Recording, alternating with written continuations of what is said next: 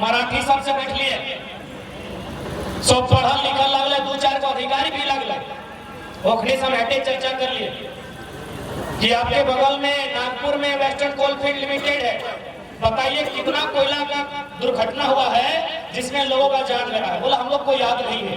हम बोले हम एक सप्ताह पहले 3 वो महिला दब के मर गई, हम मुआवजा दिलाते हैं। बोला ऐसा होता है झारखंड में? यानी हमारे दर्द को कोई जानता भी नहीं है। वहां भी कोयला का काम होता है। पूछे क्या आपके राज्य में एक आध भी ऐसी घटना घटी है जो आपको याद है कि लोग खदान में दब के मर गए, या पत्थर उनके ऊपर गिर गया, या कोयला में आग लगा मर गए? बोला ना, पूरा सेफ्टी से काम होता है, पूरा नियम से काम होता है, गाइडलाइन फॉलो करते हुए काम होता है। हम सीधे बोले 1975 में 375 आदमी कोयला के खदान के नीचे मरा है। 1965 में 268 को आदमी कोयला के खदान के नीचे दब के मरा है। 2006 में 50 को आदमी एक ही टाइम में कोयला के खदान के नीचे दब के मरा है। वो लोग माथा में हाथ ले लिया। मराठी जो लोग से बात कर रहे थे वो लोग सर में हाथ लिया कि इतना अत्याचार झारखंड होता है, इतना अन्याय होता है। हम बोले हाँ, इससे भी ज्यादा अन्याय होता है। तो बोला आप लोग का लीडर क्या करता है? हम बोले लीडर को खुद लीडर का फुल फॉर्म नहीं मालूम है, लीडर का स्पेलिंग नहीं मालूम। यानी आपकी दर्द और पीड़ा को कोई नहीं जानता है। चौपारण का पीड़ा चौपारण में ही खत्म है, बगोदर का दर्द बगोदर में ही खत्म है। इसीलिए पहला प्रयास हम बार बार बोलते हैं कि हम लोग भी पढ़े लिखे नौजवान हैं, पढ़े लिखे छात्र हैं, हम लोग राजनीतिक बदलाव करने पर विश्वास करते हैं, हम सदन में जाकर अपनी बात रखने पर विश्वास करते हैं। हम लोग प्रयास करेंगे, हम लोग प्रयास करेंगे, लेकिन यदि सफल नहीं होते हैं तो हम लोग नेता बनने नहीं आए हैं, जुमरा का पहाड़ खा लिए, छोड़ेंगे नहीं, सबका हिसाब करेंगे। इन 23 सालों में झारखंड में जितना लूट मचा है सबका हिसाब किया जाए। आज हमारे वक्तागण बोल रहे थे कि बीडीओ सीओ मोटेशन के नाम में पैसा लेते हैं, तो मैं उनसे निवेदन करूंगा कि आप लोग भी, क्योंकि इस बार सीओ बीडीओ में बहुत सारे झारखंड के लोग बहाल होके आए हैं, मैं उनसे प्रार्थना करूंगा, आपको लगता है ये प्रखंड कार्यालय ही है क्या? एकदम सीधा सीधा खड़ा कर दिए हैं। मैंने एक फुटबॉल का किक की दूरी में प्रखंड कार्यालय है। हो सके बीडीओ साहब नहीं होंगे, उनके कर्मचारी लोग होंगे, और अगर है तो कोई दिक्कत नहीं। हम आपसे कोई युद्ध करने नहीं आए, आपकी कुर्सी लेने नहीं आए हैं। ऐसे भी हम लोग को बीडीओ की कुर्सी में इंटरेस्ट नहीं है, हम लोग तो दिल्ली का तमन्ना है। तो मैं वीडियो साहब आपसे हमने रिक्वेस्ट करूंगा, खिड़की खोल के आप भी सुन सकते हैं। आपसे हम युद्ध करने नहीं आए, आपको संदेश देने आए हैं। संडे है, अरे कोई ना, संडे में कोई ना कोई होगा तो। अरे आवाज बदले ना होगा। अरे ये आवाज आपका बाजार में गूंज रहा है तो वीडियो की आवाज में नहीं गया होगा। तो माननीय वीडियो महोदय, मैं इंक्लूडिंग सीओ को भी करते हैं,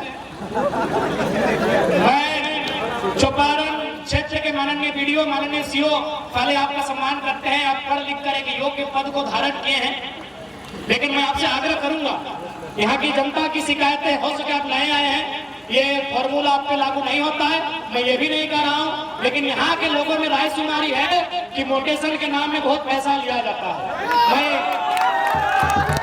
मैं आपको संदेश देना चाहूंगा, माननीय वीडियो महोदय, माननीय सीओ महोदय, बकायदा अगर आप परिवार लेकर आते तो आपकी अर्धांगिनी भी सुन रही होगी। मैं मैडम को भी प्रार्थना करूंगा, रात्रि भोजन के बाद जब आपकी चर्चा होगी तो इस चर्चा को रखिएगा कि आखिर इतना धन कमा के कहाँ जाइएगा। हो जाएगा। सिकंदर तो आप पढ़े होंगे, चूंकि आप पढ़े लिखे लोग हैं, वीडियो है तो जाहिर सी बात है मिनिमम आप ग्रेजुएट होंगे ही, मिनिमम ग्रेजुएट है, अधिकतम डॉक्टरेट हो सकते हैं, उससे ऊपर डिग्री नहीं होती है। तो मैं आपसे निवेदन करूंगा, और सिकंदर को आपने भी पढ़ा होगा, थाना प्रभारी सर आप भी सुन सकते हैं, हालांकि आप हमारे बड़े हैं, लेकिन सुनने में बुराई नहीं है। आप लोग भी रोड में परेशान मत कीजिएगा गाड़ी वाला लोग को। तो सिकंदर साहब, उनका ख्वाब था दुनिया को जीतने का। ये लाइन स्पेशल वीडियो सीओ महोदय, जितने भी बड़े पुलिस प्रशासन के पदाधिकारी हैं, डीसी एसपी भी है, तो क्या दिक्कत है? वो किसी से डर नहीं लगता है हक की बात बोलने में। तो सिकंदर जब वो मृत्यु की सैया पर थे, जब उन्हें लगा कि अब हमारी मौत हो जाएगी, क्योंकि इंसान को लगने लगता है कि अब हमारी मौत हो जाएगी, तो सिकंदर ने अपनी मौत से ठीक कुछ दिन पहले अपने मंत्रिमंडल को बुलाया और उनसे 3 बात कहा कि जब मेरा जनाजा गुजरेगा, एक काम करना, मेरा पूरा शरीर में कफन होगा, लेकिन मेरे दोनों हाथ में कफन नहीं हो, दोनों हाथ को बाहर फैला देना। बोला सर इसका क्या मतलब है? बोला इसका मतलब है ना कि जब मेरा जनाजा गुजरेगा और लोग देखेंगे कि मेरा दोनों हाथ यूं बाहर है, जो जनाजा उसके बाहर है, तो लोगों को यह संदेश जाएगा कि दुनिया को जीतने वाला सिकंदर खाली हाथ वापस जाएगा। इसलिए मैं माननीय जितने भी पदाधिकारी हैं, प्रशासन के, पुलिस के, जो भी हैं, मैं उनसे विनती करना चाहूंगा, खाली हाथ सबको जाना है, तो गरीबों को लूटकर तिजोरी भरने का काम नहीं करें, क्योंकि उसकी लाठी में बहुत ताकत होती है, उसकी लाठी में बहुत ताकत होती है। मैं मानता हूं आपने अपनी मेहनत से नौकरी को हासिल किया है, लेकिन इस बात को आपको भी मानना होगा कि आज अगर सबसे ज्यादा करप्शन कहीं सामने आता है तो झारखंड बहुत आगे है करप्शन में।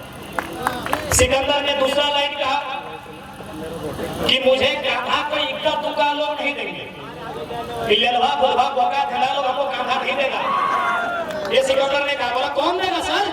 बोला जितना मंत्री महामंत्री सब हमको कांधा देगा। बोला इसका मतलब क्या है? बोला इसका मतलब है कि सिकंदर की सेना में 1 से 30 मार खां थे, 1 से बढ़कर तुर्रम खान थे, लेकिन जब मौत वापस आई सब तमाशा देखते रह गए। बहुत सारे वीडियो साहब, आपको लगता है कि आपके पास पुलिस है, डीसी भी आपके सपोर्ट में है, एसपी भी आपके सपोर्ट में है, ये एसपी को लगता है कानून मेरे सपोर्ट में है। याद रखिएगा, जब उसकी लाठी पड़ेगी सब चुपचाप दर्शक बन के तमाशा देखेंगे, अर्थी तो इतनी अकेली समझेंगे। और हम नहीं चाहते कि गरीबों की बददुआ लेते रहे। मैं चैलेंज करता हूं, अगर 100%, मैं बार बार कहता हूं, कुछ लोग ईमानदार होंगे, कुछ लोग पढ़े लिखे भी होंगे, इसलिए मीडिया को मेरी बातों को नेगेटिव ना चलाए। मैं 100% की बात कह रहा हूं। अगर झारखंड में जो हमारे 81 एमएलए हैं, 20 सांसद हैं, अगर वो नीति को 2 अक्षर में आता है, 2 लेटर में नीति हिंदी में लिखा जाता है, अगर वो नीति को शुद्ध रूप से लिख देंगे, मैं वचन देता हूं हम लोग पॉलिटिक्स नहीं करेंगे। करने दीजिए यार, इतना आसान है क्या? 9 में हर्षी होगा कि 9 में तिरकी होगा? सुरती लेख में 2 बार गलती की तो तीसरा बार नीति लिखे थे। सुरती लेख समझते हैं ना? हाँ, बचपन में हिंदी में हम लोग को सुरती लेख का चढ़ता था टेस्ट, और अंग्रेजी में स्पेलिंग टेस्ट। तो सुरती लेख में नीति को हम भी 2 बार गलत लिखे थे, समझ में नहीं आता था कि हर्षी किसमें होगा और दीर्घी किसमें होगा। तो तीसरा बार में नीति को सही लिखे हैं, इसलिए आज भी पढ़े लिखे हैं, इसीलिए चुनौती दे रहे हैं। हमारे पास 101 एमपी एमएलए हैं, अगर वो केवल नीति को लिख देंगे, हम लोग वचन देते हैं पॉलिटिक्स नहीं करेंगे।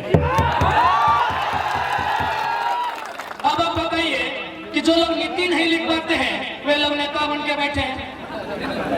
आप इसी भीड़ में पढ़े लिखे लोग हैं, कोई ग्रेजुएट किया है, कोई मास्टर्स किया है, कोई एलएलबी किया हुआ है, कोई पीएचडी किया हुआ है। इसी मंच में जितने लोग हैं मैक्सिमम पढ़े लिखे लोग हैं, कम से कम तो ग्रेजुएट किए हुए हैं पत्रकारिता के क्षेत्र से।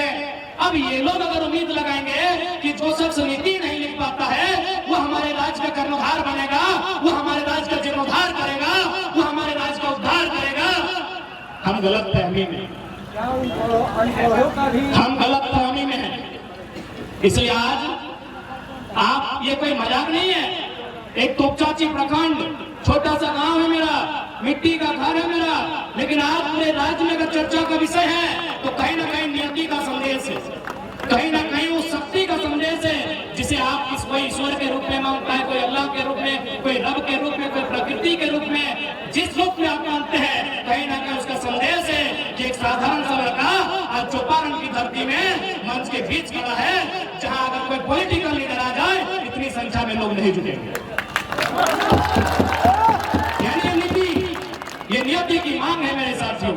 क्योंकि आज मैं कुछ दिन पहले महाराष्ट्र गया था, मैंने वहां लोगों से बकायदा पूछा कि आप कहां से हैं और क्या क्या काम करते हैं, कहां रहते हैं। बकायदा हम लोग उनके साथ रहे, जहां रहते हैं हम लोग वहां तक गए। उन्होंने मैक्सिमम लोगों ने कहा कि हम बरकट्ठा प्रखंड से हैं, हम कोडरमा से हैं, हम राजधनवार से हैं, हम बिरनी से हैं, हम बगोदर से हैं, हम डुमरी से हैं, हम विशुनगढ़ से हैं, हम गोमिया से हैं, नावाडी से।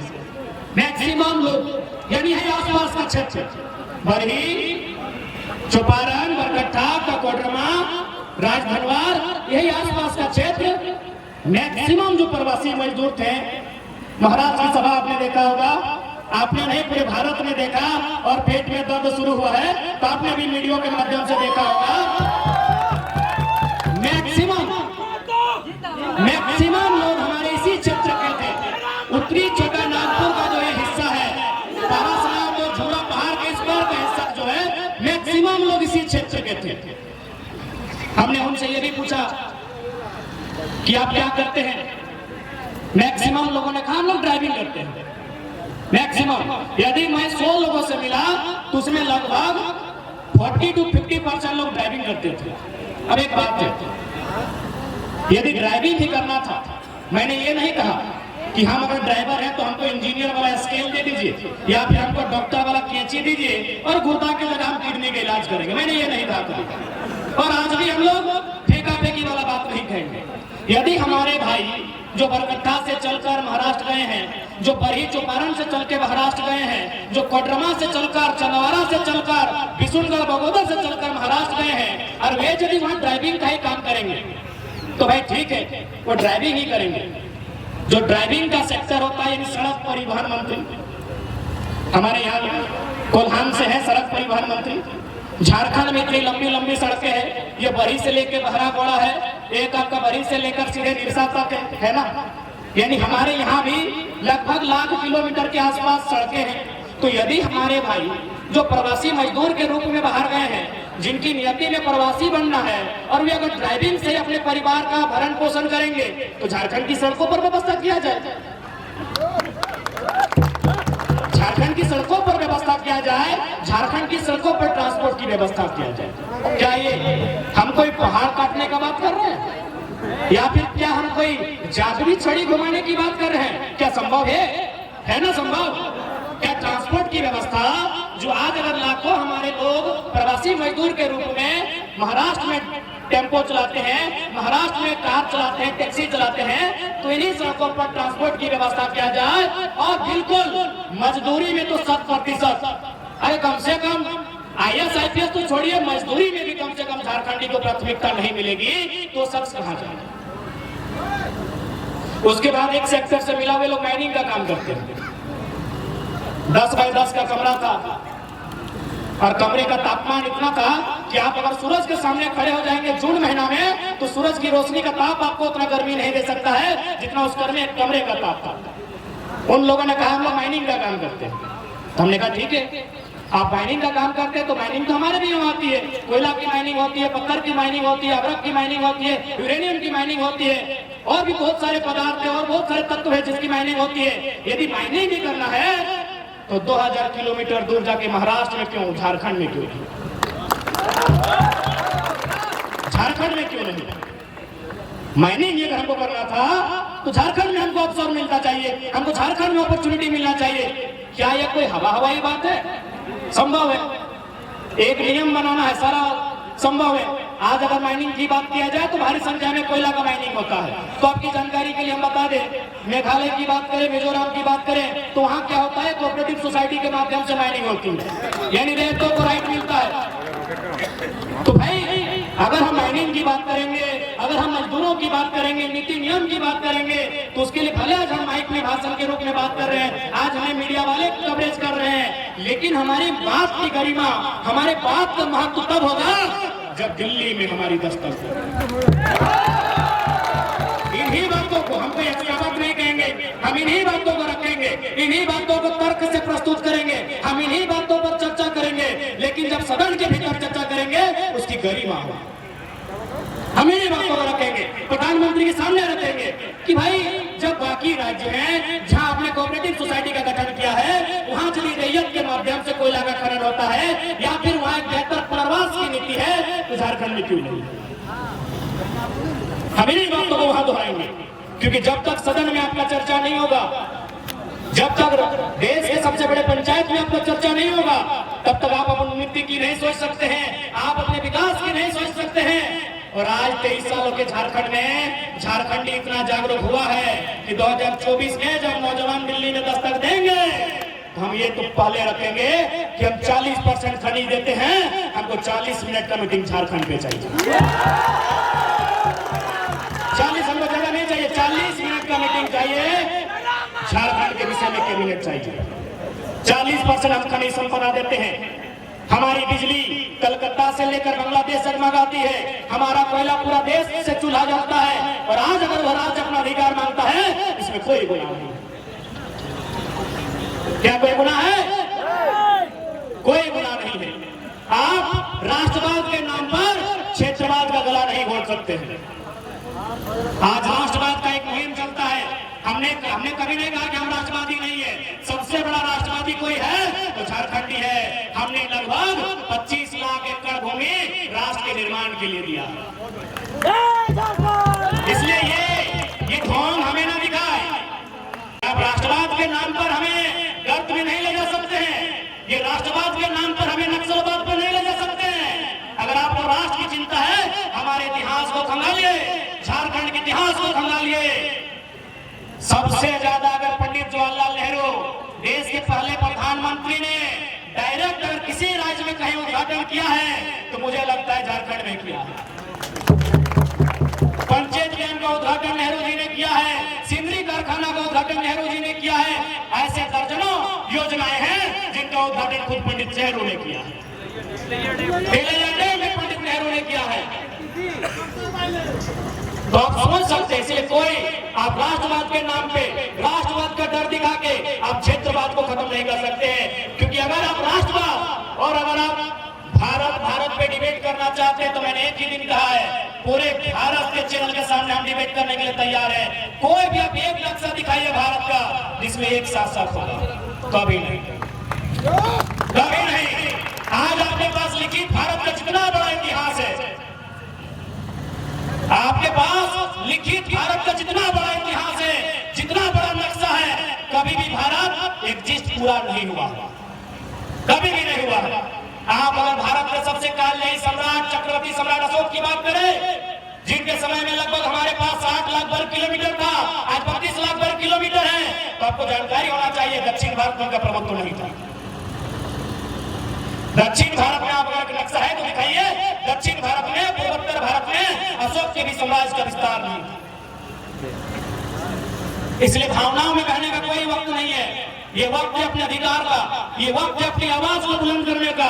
आप किसी कालखंड की बात कीजिए, मौर्य काल की बात कीजिए, आप गुप्त काल की बात कीजिए, किसी राजवंश की बात कीजिए, मुगल काल की बात कीजिए, अंग्रेज काल की बात कीजिए। अंग्रेजों ने भी 1 सेंटीमीटर कहा नहीं छूटा है, लेकिन अंग्रेजों से भी छूटा। इस भारत की भूमि पर कोई एक शासक नहीं हुआ है कभी। इसलिए भारत और इंडिया के नाम पर भावना मत होइए। हम इंडिया का भी सम्मान करते हैं, भारत का भी करते हैं, लेकिन झारखंडी से समझौता नहीं कर सकते। अंग्रेजों ने भी 1 इंच छोड़ा है, लेकिन छोड़ा है कहां छोड़ा है? गोवा छोड़ा है, पांडुचेरी छोड़ा है। क्योंकि अंग्रेजों के जाने के बाद 2 बार पांडुचेरी आजाद हुए, 1954 और 1961 में, आपकी जानकारी के लिए बताना चाहिए।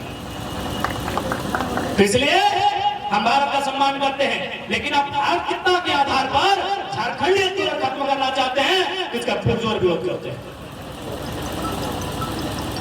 इसलिए आज हम महाराष्ट्र गए, वहां के लोगों से मिले, चर्चाएं हुई। वहां भी एक बहुत बड़ा हवाई पट्टी बनने वाला है, लगभग 10 किलोमीटर तक का जमीन गया है। मैं 2-4 लोगों से मिला, क्योंकि बाकी जो भी झारखंड के नेता जाते हैं भाई, वो तो मौज मस्ती के लिए जाते हैं, हम तो कुछ सीखने गए थे। उनसे मैंने मिला, पूछा जाके यहाँ क्या पॉलिसी है?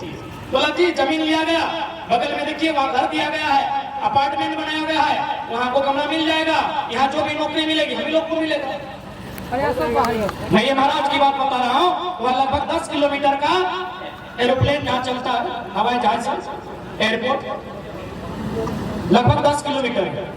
मैं वहाँ के 2-4 लोगों से मिला, मैंने उनसे चर्चा किया कि आपके यहाँ इतनी भारी संख्या में जमीन लिया गया है तो क्या पॉलिसी है? बोला कुछ नहीं, जमीन लिया गया है विकास के नाम पे, हम लोग को बगल में अपार्टमेंट दिया गया है। आप बताइए कि झारखंड में ऐसी पॉलिसी है क्या? हमारे झारखंड में ऐसी पॉलिसी है? अब रब किसका? झारखंडी का। राज कौन कर रहा? हजारीबाग, चूंकि सबसे ज्यादा स्टूडेंट हमारे हजारीबाग में पढ़ने जाते हैं, रैंक में पढ़ने वाले छात्र किन के? हमारे। वो बिल्डिंगें किन की? हमारी हैं, हमारी हैं।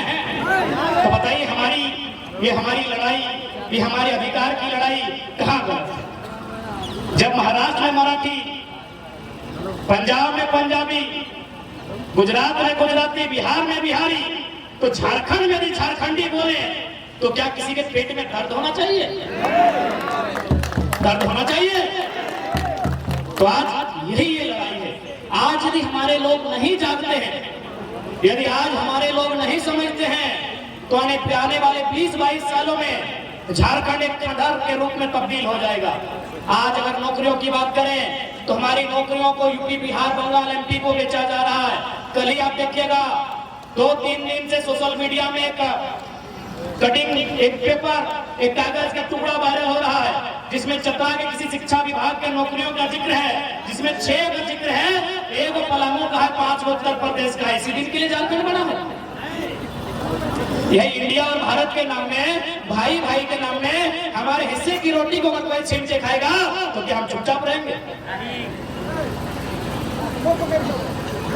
कुछ दिन पहले, कुछ महीनों पहले यहाँ 3600 टीचर की बहाली को कंप्लीट किया गया, जिसमें आंकड़े बताते हैं, बकायदा मीडिया के माध्यम से जानकारी मिली है कि 1200 लोग गैर झारखंडी हैं। बताइए, इतनी भारी संख्या में अगर हमारी नौकरियों को बेचा जाएगा, हमारी नौकरियों को लूटा जाएगा, तो हमारी आने वाली पीढ़ी क्या करेगी?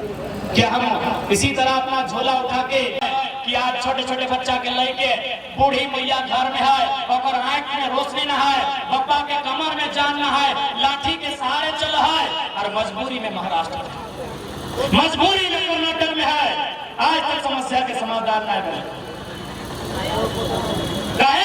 पॉलिसी नहीं बने के कारण, पॉलिसी नहीं बने के कारण, नीति नहीं बने के कारण, जिस दिन नीति हमने के नेता सबके नीति ठीक भाई जीता है, जननायक नियम ठीक भाई जीता है, इस राज्य, ये झारखंड राज्य बहुत खुशहाल राज्य है।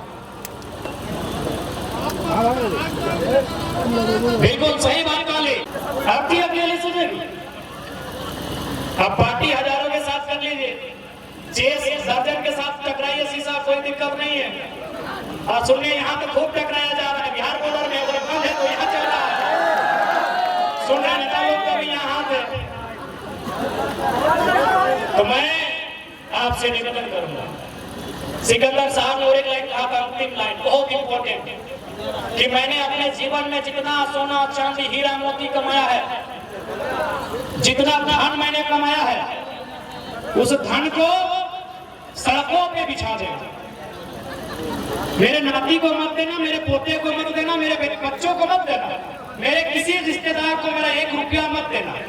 मैंने जितना रुपया कमाया है वो सड़कों पे बिछा देना, और जब मेरा जनाजा जाएगा तो लोगों से कहना, उन सड़कों पर जहां धन बिछा हुआ है उसको धूल के समान रोकते हुए। इसका मतलब था कि ये जो धन है, जिसपे आज घमंड कर रहे हैं, जिसपे आज आप अभिमान कर रहे हैं, ये धूल बनने में समय नहीं लगेगा। और खैर, हम इतना, चूंकि बातों बातों में सामने आया कि चूंकि जितने भी पदाधिकारी हैं वो घूस इसलिए लेते हैं कि उनको ट्रांसपोर्टिंग में, मैंने इधर से ट्रांसफर करने में, पोस्टिंग करने में खर्चा लगता है। तो मैं प्रयास करेंगे हम लोग, यदि हमारे युवा चुनकर सदन में जाते हैं, यदि सदन के भीतर वो जाते हैं, तो हम लोग एक माहौल बनाने का प्रयास करेंगे। हम जनता को इतना मजबूत बनाएंगे, जनता को इतना सशक्त करेंगे कि यदि कोई पीडीओ सीओ दरोगा यदि ट्रांसफर पैसा लेके आया है तो डर के मारे इस क्षेत्र में नहीं आएगा। जनता को इतना पावरफुल बनना होगा, आज जनता को पावरफुल बनना होगा। आज ये बालू हमारा है, ये गिट्टी छरी इस पर हमारा अधिकार है, ये नदियों का पानी हमारा है। लेकिन आज अगर इसमें कोई प्रशासन के लोग टैक्स ले रहे हैं तो आज जनता को मुंह खोलना होगा, आज आपको बोलना होगा। यदि आज आप नहीं बोलते हैं, आज यदि आप लड़ाई नहीं करते हैं तो आपकी आने वाली पीढ़ी, आपकी आने वाली नस्लें गूंगी हो जाएगी। इस बात को याद रखिएगा, इसलिए आज आपको बोलना होगा। डर क्या लगता है? केस, अरे भाई केस से बड़ा होता है हमारा हिम्मत। अगर आज हम लोग केस से डर जाएं तो हमारी आने वाली पीढ़ी भी डरपोक पैदा होगी। ये केस हमारे हौसले को खत्म नहीं कर सकती है, ये केस हमारी हिम्मत को, हमारी उम्मीदों को खत्म नहीं कर सकती है। अगर हम सही हैं तो हमें किसी प्रकार का डर नहीं होना चाहिए।